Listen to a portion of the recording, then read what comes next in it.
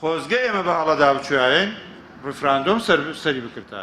لە دووەمین ساڵیادی ڕفراندۆمەکەی هەرێمی کوردستان پانێڵێک بۆ نوێنەری 4 لایەنی سیاسی سەرەکی بەڕێوە چوو کە هەریەکەیان بە شێوازی خۆی نەخشی لە ڕووداوەکانی ڕفراندۆمدا هەبوو.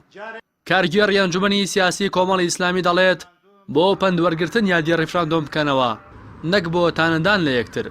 هاوکات ئاماژە بەوە دەکات خەڵکی دووسخورمات و زۆرترین باجی ڕفراندۆمیان داوە. بەڵام ڕفراندۆم کە یادیەکەینەوە نەک وەک ئاهەنگ یادیەکەینەوە چکە دەرەنجامی خراپیە بوو نەبوو مواتەرات و دژایەتی یەکتریش بێ با بۆ وێزگەیەک بێ بە خۆمانە بچینەوە.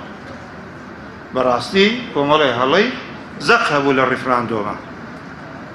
ئەگەر ناوچەیەکی کوردستانی زەرمەند بوو بێ لە دەرەنجامی ڕفراندۆم خەڵکی دووسخورماتوو بووە. ئەزان چیان بەسەر هات؟ لە ڕاپەڕینیش خەڵکی دووسخورماتوو بوو بە شایەتی عوسمانی حاجی مەحموود 11 ڕۆژ شەڕمان کرد 500 شەهیدماندا هیچ کەسێکەوەی نەکرد. لەم ڕفراندۆمی ئەوەی باجەکەیدا خەڵکی دووسخورماتوو بوو ماڵیان تاڵان کرد دوکانەکانیان سوتاندن و شەهیدەکانیان ڕاکێشا بە شارعەکانە ئەوە خەڵکی دووسخورماتوو بوو. لەبەرەوە ئەو برادەرەی خانەقینیش حەز ناکەم زۆر بە بینەوە حەماوەیەستێ و قسە بکە. ئێمە باجماندا بەڵام یەک تەکلیفیشمە یەخیر تەکلیفم خوا باواز بێنین ئەم خاینەوە ئەو هەڵەی کردووی با دەست لە مل یەک بکەین و هەنگاو بۆ ئایندە بنێن و ئەوەندەش باسی خیانەتی 16 ئۆکتۆبەرەوانە نەکەین. نوێنەری یەکێتی و پارتی ڕای جیاوازیان هەبوو. جعفەر ئیمینکی بە ڕۆژێکی مێژووی ناو دەبرد و فەرید ئەسەسەردیش پێی وابوو کە ئیدارەیەکی خراپی ڕفراندۆم کرا و کاتێکی خراپیشی بۆ هەڵبژێردرا.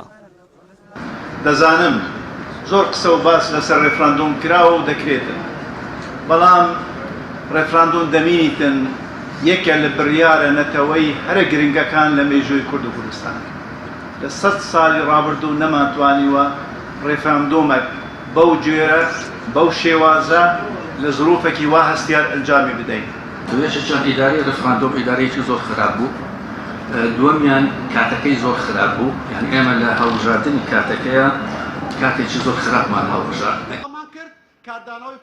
نوێنەری یەکگرتووی ئیسلامیش کە حیزبەکە یەکێک بوو لە ئەندامانی لیژنەی باڵای ڕفراندۆم داوا دەکات کە بۆ پەندوەرگرتن سەیری ڕفراندۆم بکرێتەوە. و ئێمە ئەمانتوانی کاتە زانیمان سەربەخۆ ناتوانین سەربەخۆ بین ئەمانتوانی بە یارمەتی ئەمریکەکان ڕێکەوین لەگەڵ عێراقەکانە و بینەوە دۆخەکە بجێڕنەوە پێش چواردەی ساڵی 2014 بە هەندێ تەنازولاتەوە و تووشیەوە نەبین. ئێمە قەدەرمان ئەوە نەبوو کە تووشی ئەوە بووین یا سەرکەوتنی ڕفراندۆم یا ئەو ڕسوایی تووشمان بوو. ڕێگای سێم هەبوو ناکۆکی ناوخۆیی نەیهێشت ئێمە ڕێگای سێم هەڵبژێرین. ڕفراندۆمی 25 ئەیلول بەبێ بەشداری کۆمەڵی ئیسلامی و بجووتنەوەی گۆڕان بڕیاری لێدرا و جێبەجێ کرا. قبوڵ نەکردنی نامەکەی وەزیری دەرەوەی ئەمریکاش کە داوای کردبوو بۆ ساڵێک ڕفراندۆمەکە دوا بخرێت بە هەڵەیەکی گەورەی مێژوویی دادەنرێت. ئەمە ئێمە کۆمەڵی ئیسلامی ڕامان دیار بوو چونکە من نوێنەری 4 لایەنینەوە حەقیقەتە دەبێ وازەح بێت. ئەمە تا ئەخیر لەحزە لەگەڵ ڕفراندۆم نەبووین و پێمانوان بوو زەمینە سازی بۆ نەکراوە پێشمانوا بوو ئەو دەرەنجامە خراپانەیە بێت. بەڵام معنایەوە نییە لەگەڵ دەوڵەتی کوردی نین. ئەمن زۆر بەپەلە چووم لەبەرەوە ڕفراندۆمە جلی کوردیم لەبەر کرد. بەڵام برادران کە سیانی سەرەکی لە پشتی ڕفراندۆم جلی کوردیان لەبەرنی. ڕاستی حەمامین کەناڵی ئاسمانی پەیام سلێمانی.